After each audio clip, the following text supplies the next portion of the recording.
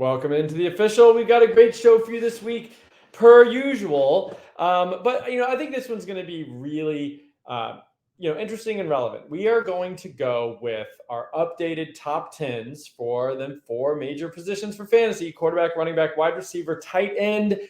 So a lot of changes. I know a few guys for me jumped up from a ranking, kind of with a 50 grade all the way into the 70s. So some major movers. I think David and Matt have been updating a little bit more frequently all along. I did a major overhaul prepping for this show. So you're going to see a lot of new names, a lot of different positions. So get ready for that. And without further ado, this is the official.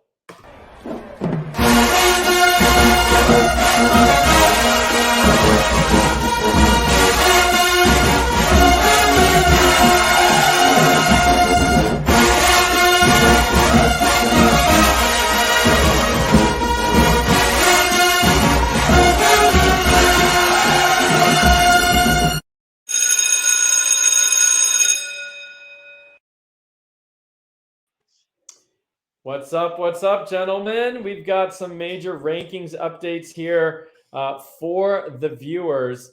And before we dive in, we'll go quarterbacks first. But of course, I have to mention our partners in crime, homefieldapparel.com. If you have not been yet, you're absolutely missing out. They've got amazing apparel, t-shirts.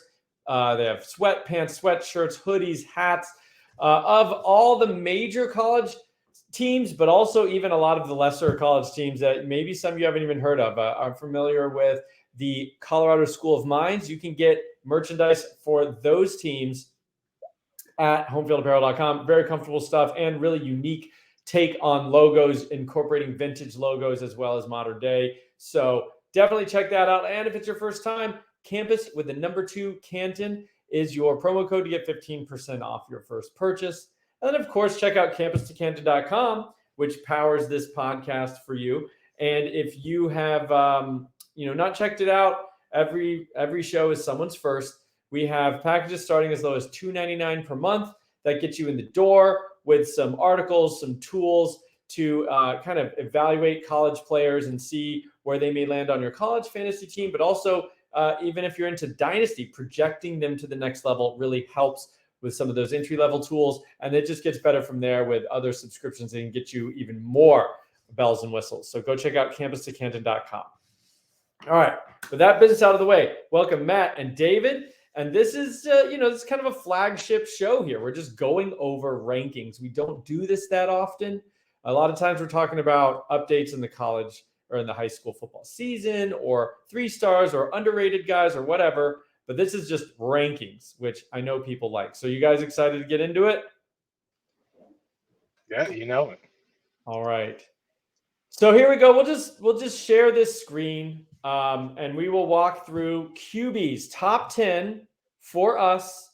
And I was very generous in my update. You can see all top 10 of my guys are in tier 2 or above. That may change. This is still a little flexible, but I was feeling very generous the other night when I was changing some grades. So you guys have a lot less in tier 2 than I do. I'll throw it to Matt and David. I guess whoever wants to answer first. Looks like you've got Raiola and Lagway top 2 with Sayan as number 3. Raiola has gone wire to wire for you, Matt, I guess. Is that the case? He never dropped out of the top spot. Yeah. It's very, very close with him and Lagway right now. I think really either I could make a good argument for being my QB1.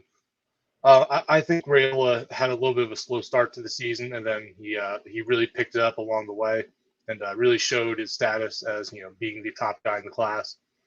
But Lagway had an incredible season. Even in the playoffs, playing against some much better competition than he did throughout the regular season. So I just think there's a ton to love there.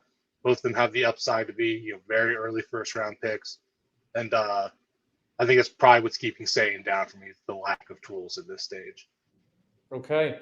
David, I know there was a time where you were even considered Sayan as number 1, but he's in tier 2 and a number 3 for you. And Raiola kept his hold on the top spot for you, which I think you've been a lot more shaky throughout the season, but he's still up there with you. and Lagway in tier 1 for you as well, which is different than David. So, or different than, Matt has Lagway in tier 1. But David, talk to us about Raiola State at QB1 for you. Yeah, I think I think his arm is just, it kind of is the big separator from the rest of the guys. It is pretty, like, when I watch all these guys back to back to back, like, his arm is just like on a different level for me. I thought he handled pressure really well. Like Matt said, he sort of ascended throughout the year.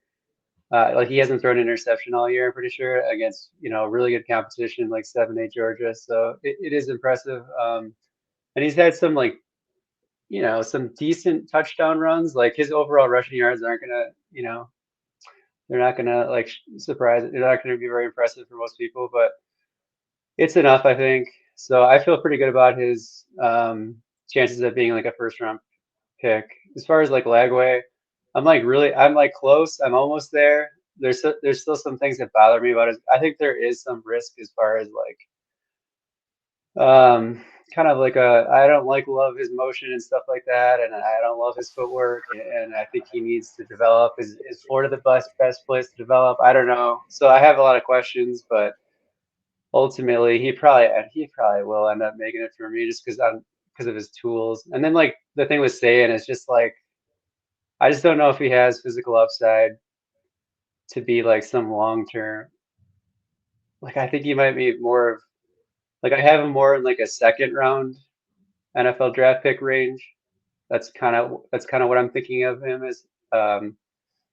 Just because, yeah, I just don't know if his arm is really up to snuff. So, like, I think he's like a fifth percentile athlete right now or something like that in the athletic model. So that's kind of where I'm at with those three. Yeah, and I think these three are the clear top three. I watched Sayan again, and I did give him really high marks for ball placement, accuracy. I think he's really good there. He seems to have a nice nuance for just kind of being a good quarterback. I think it's sometimes hard to tell about the cerebral aspect on tape.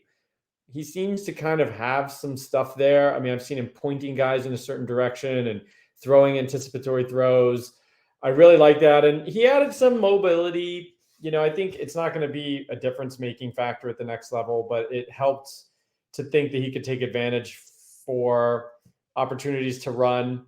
And with a class that I do think there's questions even in the top tier, he seemed real safe. I think he could start early at Alabama, which probably gives him a leg up on the college fantasy side for a few years of good production there.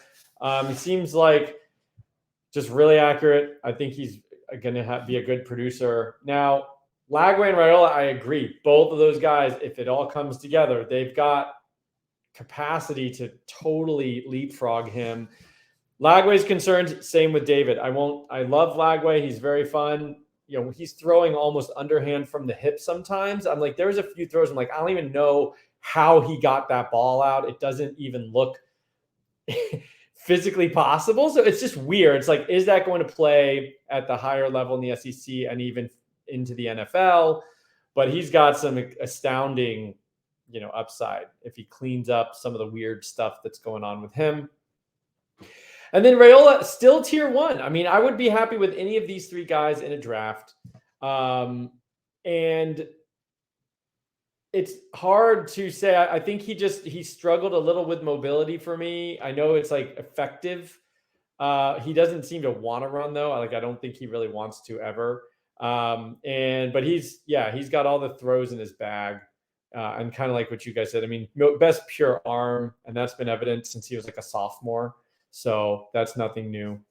All right, then it gets very different for all three of us, I think, when we go, and we're not going to be able to touch on every single guy, but one guy we all have in the top 10 is Walker White. I've got him at 4. David's got him at 5. I know probably why we do, because we both really like that mobility and those tools. I think we've talked about him quite a bit here. I'll throw it to Matt. He's at 7 for you, so lowest, but still pushing into that tier 2 for you at 0.687. At 0.7 becomes tier 2. Matt, do you think he could get there? What would you want to see? And I think they're still in the playoffs. So he's got a shot at winning Arkansas State title, which we've been rooting for him to do for about 2 years now. And so where's Walker White for you? And does he have a chance to even bump up once these go final, which is still a few months away? Yeah, I also like to point out I have pretty much the same grade on him as David. We're 0.002 apart. So I don't think I'm too far out of the consensus here. I think the sticking point with White, as we've talked about a ton at this point, is the physical upside is, are amongst the highest in the class. He's pretty close up there with like Lagway and Rayola. Just, he's extremely physically gifted. There's just, some technical inconsistencies of his game that I think even he would admit that need to be cleaned up still, which, he very well can. He's still a very young player, and he has that upside for sure. So, it would be hard for me to see that in the 3 games he has left, but it's certainly possible. And he'll always be an upside bet, but I still think he's a really good bet at this stage. Yeah, and I like the fact that Auburn seems to have an opening. I mean, true freshman QB starting the SEC does not happen very often, but maybe by midseason or late into the season, and then secure walking in for day 1 as year 2 QB at Auburn. Definitely in play, which we like to see. We don't want to sit around wait 2 or 3 years. David, talk to us about Miles ONeal. He's your 4, knocking on that tier 2 door. But as you can see with a lot of these, I have 4 guys that are pretty close. David's got 3, and Matt has 3. And then there's a pretty big drop for all of us after the first 3 or 4. So Miles ONeal is your QB 3, but a big drop from Julian saying, what do you like, David? Yeah, he's interesting. This might be I kind of just gave him a boost like last minute there. I like his tools. He actually on first watch he kind of reminded me of like a Jacob Eason. I don't know, that's not especially exciting for most people, I'm sure. But that's kind of where I have him in this range where I'm thinking like, 4th round pick type guy. He completed over 70% of his passes the last 2 seasons. He's got some good accuracy, a big arm. He's not awkward. Like he's not too awkward. He's not going to run much, but he didn't seem super awkward. Like his footwork is pretty good for a big dude. So I think he can potentially be a multi-year starter, and then I think the NFL will be interested in his arm and his tools and stuff. And Walker White's more tantalizing to me, honestly, but like his decision making and like some of these interceptions he's throwing, it's just we need him to get like a long leash at Auburn. Like they just need to let him just like suck for a while and just like figure it out and let him figure it out. And I think he can get there. He just needs a lot of experience. So like I think he has like a higher ceiling and stuff. It's just it's really hard to rank. It's really hard to rank these guys, honestly. Let's be 0.04 off. They're very close to each other. So, I mean, that's why we want to show you guys the grades. If you're watching on YouTube or following along, I mean, these guys might be ranked 4 and 5, but they're, it's a splitting hairs. There's probably the difference in like a 0.5 grade in one category that made the difference. So we're talking pretty close here. I will bring up my wild card. Obviously, a guy who's been on my radar for the entire cycle, and nobody else is picking this up other than me. But SAS Jones, who's heading to Cincinnati, and I remember this time I keep getting corrected. The depth chart is not wide open. There is a Drogosh who everyone really likes at Cincinnati, waiting in the wings for next year potentially. But I like SAS Jones' playmaking capabilities. He plays at a pretty good school in Philadelphia, and has played a decent competition, I believe. And after the first 4, I think NFL upside gets real tough, and so I'm going with the guys I've got sprinkled in here, guys who I think can be very fun CFF and give you a lot of that ground juice as well, which we like. So SAS Jones kind of got a little bit of a decrease. I think he was 4, but he fell down to 5 for me, and he's not in any of y'all's top 10. So I just want to say my piece about him. I think he's going to be very fun at Cincinnati. Let's go to Ean Grinmer here. He's in all of our top 10s. After my generous update the other night, he's actually rated higher than me, but he's my 6 and over Matt. Matt's got him at 5. We all like him. But Penn State, Matt, talk to me about your idea of Penn State as a program right now, because everybody was excited about Drew Aller, and maybe it was the first time Penn State had a real QB who could be a difference maker, and James Franklin has managed to just completely make that offense continue to be very boring and vanilla. Is Grinmer doomed for that as well, even though we like the tools?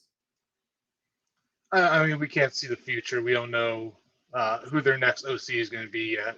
So who knows? Maybe it could look good. But yeah, as you say, it's just been, abysmally bad. I'm really not looking at him as much as a CFF option at this point. I do like his physical upside. I do think he could go on to be, a day 2 type pick. Because he's big, he's agile, he's got a big arm. And he performed pretty good at the Elite 11 too. Really solid numbers throughout his senior year. So I think he has a pretty clean profile from that aspect. But yeah, I mean, Penn State is just not something to be excited about. We'll just say that. Yeah, and I mean, Aller was the guy who was supposed to be like, this is the difference maker. All right, for the interest of time, we're going to have to speed this up. I'll give both of you guys one guy to talk about and the rest of your top 10 that you want to highlight. First, David, go. I'll go with Demond Williams. I just think, he's like 5'10". Obviously, I'm obviously thinking about college side here. The only thing is Fafita's kind of a thing at this point, it seems like, so you might have to wait his turn a little bit there, but he's just a really good playmaker, super efficient, plays good competition. He just kind of checks a lot of boxes as far as college production goes. Matt, one more name that you want to highlight? I'll just do Christian Martin. I think the last time we talked about him was our last ranking show. Committed to Maryland, a big quarterback with a big arm, pretty mobile too. He's pretty underrated by the Spurs at the moment. So he's a guy I like a good bit. Had really good junior numbers, won undefeated, won state championship. It's really hard to get stats on him, so I don't have anything for this year yet. But his team is 10-1, so he must have done pretty good still. So I'm hoping to find some more information on him soon. But for now, he's staying in my top 10, just on the upside landing spot. Yeah, I really wanted to give his ranking a boost, but I couldn't find any new video or information. But he's definitely on my list the same way as you. I'm watching for Christian Martin, but bold, get him in your top 10. I like it. All right, so that is the QBs. In the interest of time, probably need to be a little bit faster with some of the running backs, but let's just go ahead and bring them up here. I feel like quarterbacks, there's a lot of intangibles and nuances that we need to talk about. Running backs are a little more straightforward. Size and speed kind of trump everything, in my opinion. And we all now have Cameron Davis at number 1. I did some soul searching. I'm not that worried about the fact he was a running back or a quarterback running the Wildcat all season. He's got the building blocks. Matt, he was kind of your guy from the get-go. You've always had him at number 1, I'm pretty sure. What solidified him there? And, we have no tier 1 running back, so a little lackluster in general, but he is your RB1. Yeah, I just think he's probably the best pure runner in this class. I love his movement skills. He's a good receiver on top of it. Already, his frame's already pretty close to maxed out, pushing 210 now. High-end baseball prospect, too. So I think athletically there's a lot to like there. And just on the field, he moves so good. And he's really physical, too, actually, which you didn't see a ton on his junior tape. But there's some really nice highlights that came out from his senior year. We haven't got a ton of senior tape, though. He hasn't put out, game tapes and stuff, just singular clips I've seen on Twitter. So I'm hoping to see that soon. The reason why his grade has actually fallen a decent bit for me is that we're a little bit worried about Usman Chroma coming in to Florida State in the next class. If anyone wants our 2025 preview show, we're all very high on Chroma. So that does worry me about Cameron Davis. If that wasn't the case, he'd be by far my top RB in the class. But that's keeping his grade down a little bit for now because I'm a bit concerned about that. That's fair. Okay, David, I'm going to sprinkle in, not necessarily go exactly down the line here, but I see Ezio M has made it to your RB3. And I will say, when you're looking at this, like, the grades are, David and Matt seem to be more equal. I was kind of a little bit more aggressive with my grades recently because I was like, well, within this class, I kind of was going to grade within this class, not necessarily versus all time. You guys are more in line with like this class in general looks weaker if you put them up next. So I probably should do some adjusting there. But in any case, Ezio M, you're number 3, David. And I'm glad to see he's back up there. We all were very worried early in the season. So you're feeling pretty good about him in this class, at least. Yeah, it'll be interesting to see if the services end up moving him up. I know On3 has already tweeted out that he's definitely going to get a 4-star. I want to see how high he goes. But yeah, as far as the grades go, like I'm definitely grading like historically speaking. So mine look a little like I seem like a total hard ass right now. Like they're a little more rigid. Like 0.7 to 0.75 to me, how I'm defining it is like a 3rd round pick type. So I don't really know if I have like a running back that I feel like the NFL is going to want in like the 2nd round or something like that. So like Ezio M, just like a rock solid player. He's not super high in our athletic mile. I think he's like 58th percentile. Hopefully he gets a little boost, add some weight and maybe improve some of his testing and stuff like that. But 3 down back, follows his blocks, smart runner, all that stuff. So yeah, I feel like he's pretty safe at this point. Well, I got 2 quick names. Taylor Tatum. Interestingly enough, David liked Taylor Tatum all along the way and then dropped him recently. Matt and I still have him in our top 10s, high in our top 10s. I really liked him, actually. I came away impressed. I think originally I thought he was kind of sluggish, but he's looked a lot better to me. I like him going to Oklahoma because, as we've seen this year, they've really got an open running back room. I think anybody can come in and take that mantle, which would be pretty productive from a fantasy point of view as well. And then Kaiden Durham, a guy who's kind of come out of nowhere for me, but he's like 5'9", roughly 200 pounds, I believe. So he's kind of like stocky and dense, but he's so fast, over 21 miles per hour. I believe he's pushing 22, like 21.9, I think we have him at. Going to LSU, which, as a program, they just put guys in the NFL all the time. I don't know. I think he's been overlooked by me, but I like I like what he's put on tape. He's got the high end speed, and he's like smallish, but dense. I think he can be a good quality runner, and we'll see about receiving work and some of the rest of it. But I think in terms of a class that's kind of weak, he's a guy I'm happy to put some chips on and hope he pops. Quentin Martin, we all like. We've talked about him so much this year. David, I'll go back to you here just because I see a new guy. You've mentioned it before, going to Notre Dame, I believe. So a guy you're keeping track of, Aeneas Williams. Talk to us a little bit about why he's mid-range for you here, high-end tier 3. Yeah, this is definitely, by the way, these are definitely not final grades for me. Margins are very thin here. So Aeneas is just, the more I looked at it, like we looked at Keydron Young. We liked him quite a bit. I thought he was like one of the better pure runners. And then we look at it like his production is just like not impressive at all. So I don't know. There's some weird disconnect between the film and the production.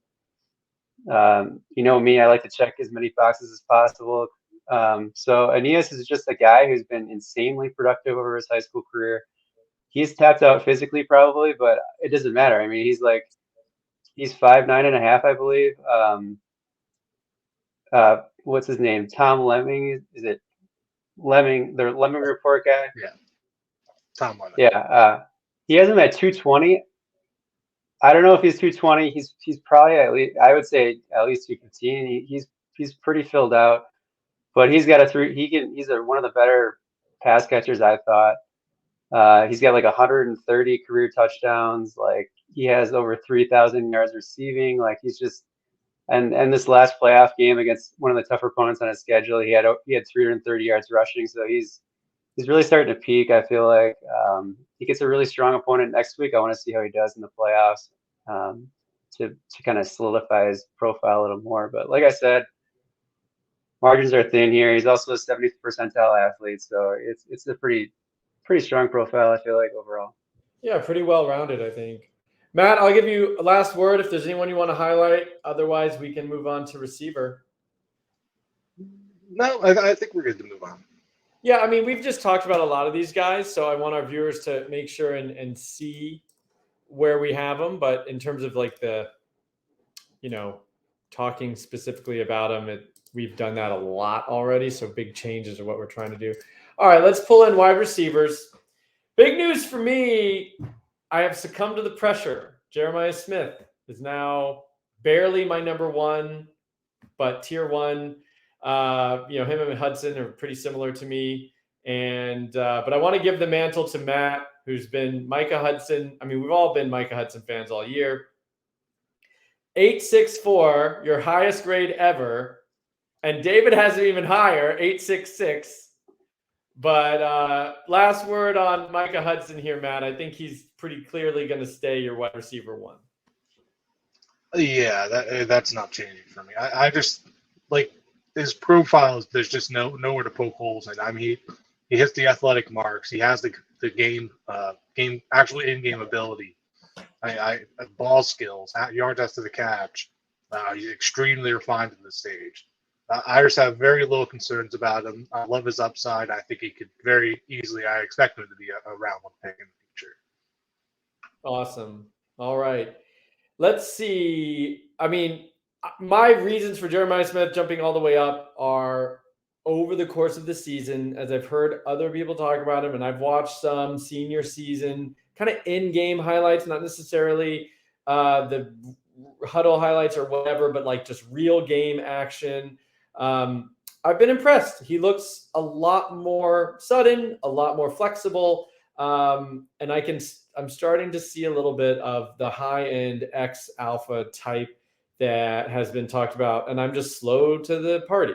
But I think it makes sense, and it's just too much of the same thing being said by everyone but me that I realize, I think I need to change my opinion here. So we all have two. Well, Matt has 3 tier 1 receivers, so a strong receiver class here. I'm going to throw it to David here. Aaron Butler. I know it's been kind of Matt's guy, but he just talks. So Aaron Butler, pretty high for you, and going to Colorado. We'll see. That offense has still been okay. And what do you like about Butler? He's almost tier 1, 771. That's pretty close. Yeah, it's another guy that the services are kind of lukewarm on, I feel like. I don't know. It's just like he's like sick after the catch. Decent route runner. I don't know. I'm sure a lot of people have opinions on him like shutting it down early this season. I don't know how to think about that, honestly. I'm probably not going to read too much into it, but the Colorado landing spot is fun. Like the offense is fun. As long as Sean Lewis, I don't know what's going on with him, but yeah, I don't know. He's just like crazy explosive, really good mover. His ball skills improved, I feel like, from junior to senior year, and he was really productive in like the 5 or 6 games he played. So I feel pretty good about him. All right. Yeah. And then a guy I have in there that I know we all like, but Kaiden Johnson remains very high for me. I've got him graded as a wide receiver, number 5, which probably is pretty aggressive. I just haven't seen anything I don't like. Now, the only thing is kind of size and his role, but if he plays that slot role at Wisconsin, I still am extremely excited for immediate production and high-end production in that Longo offense. But that's a big difference. Wanted to bring that up. And, but he's got tremendous ball skills. Like he's showing everything that you would want, even though the services do have him much lower, much lower. The other guy I wanted to bring up, we all have him, is Terence Moore. Matt, you've got him at wide receiver 9. This is a guy that David's been talking about a lot, so I'm going to give Matt the floor actually to bring up what you like about him. I rewatched the other night, which came away pretty impressive. I think he's a more complete receiver than I originally was giving him credit for. And what do you like about Terence Moore? And shout out Clemson, 2 guys in the top 10 here for all of us. But yeah, I think there's a lot to like about him. I mean, athletically, he's pretty good. We've got him at 21.9 miles per hour. He has over a 6-foot high jump, which is nice to see as well. Good explosive ability. He's also pretty refined, though. I mean, he gets in and out of his breaks really well. He has a pretty diverse route tree, and he pretty consistently got separation in the full games that I charted. And his ball skills are also pretty good. He can definitely go up and get it pretty well. I think he's a bit lacking after the catch. I think that's probably my biggest gripe with him. He kind of goes down pretty easy at times. The thing that's keeping him and Wesco down for me at the moment is, Clemson is not an awesome spot to be at currently. I mean, freshman receivers seem to produce there, and then just kind of fall. Yeah, that's weird. So, yeah, I like both of them. They grade out extremely similar for me. I couldn't, maybe next week I'll have Wesco a little bit higher or more, a little bit higher. But they're both in the same range for me there. I think they're both good, but not, the highest end of receiver in this class. Okay. All right, we're doing a pretty good job here. Let's go to tight ends, which I don't think I changed a whole lot. We'll see. Bring that up. Let's see. Matt or David, we'll go to you. Let's see. Benton Cerr seems to be the biggest riser for you. We've talked about some of these other guys quite a bit. I know you've brought him up recently, but all the way up to tight end 2 is a bit of a surprise for me, at least. I know you started to like him more now, but yeah, I'm definitely probably on somewhat of an island. Well, I guess Matt has him relatively high. I know he's not he's like 48th percentile athlete, which isn't amazing. His athleticism honestly doesn't jump out at you on tape or whatever, but I just think he's super savvy. I like the way he runs routes. I like his yak looked good. He's real productive. There's probably some red flags. I'm just not really I still don't understand why Notre Dame didn't offer him. He's this kid from Illinois that goes to a Catholic school. He's got a 4.3 GPA. He's got all these things going for him. I don't. Maybe I'm just missing something. I'm not really sure, but Tom Lemming has him running a 4.59 40. I don't know. I don't know if I completely trust any of his athletic markers completely, but looked relatively fast on tape. So I don't know. I like him. All right. So, not a lot of changes. We've talked about a lot of these guys. We've drafted a lot of these guys because, as you'll notice, if you're watching on the screen here, we all have 7 tier 2. David has 8 tier 2 with a 0.7 grade or better. That's a lot of tight ends that are going to be draftable based on that grade alone. So it's a tight end heavy draft, and I would use this year to bulk up your tight end room. There's a lot on the board that are very fun. One guy shout out for me, Gavin Hoffman, going to Iowa. I just think he's a dog and looks really good. I'm excited about Gavin Hoffman. I probably need Riddell up, and Landon Thomas probably needs to come down for me. That was a miss when I was kind of going through these this week. But, we'll do finals later, and we'll get those out there. Matt, give us a tight end here that you would like to highlight. A lot of these names are very similar, but who do you want to call out that you especially want to talk about? I would do Travell Frederick, but I think we're about to talk about him on the next episode we do. Okay. I'll go Walter Matthews just because I'm so much higher on him than the rest of you. I dropped him down for a bit because I was worried about the whole Deuce Robinson thing, but now that he's just a wide receiver now, I think it's smooth sailing there in terms of his landing spot. I mean, he's massive. He's already 250, 260 pounds, extremely big framed, but also I think a pretty fluid athlete too on top of it. Pretty good after the catch, solid hands. and a really good blocker on top of it. So I feel like he's a guy that is just ready to go, and he can honestly get time year one because he can play in line already. He has the size, he has the power. I think he can at least get in on some rotations at least. All right, sounds good. I mean, for the most part, I think the tight ends, we've said it's a good class all year round, and the big riser for everybody was, except for me, was Mitchell, who is, we've been talking about him for the last few weeks, last few shows where we've mentioned tight ends. So that does it for our top 10 update. And, we will give you guys final rankings once that is secure. Probably be a few months, but eventually there could be some more changes coming. Probably not a lot of new names at that point, but maybe some changes, some shuffling of the deck. All right. Well, thanks, guys. It's been a good show, and this has been The Official.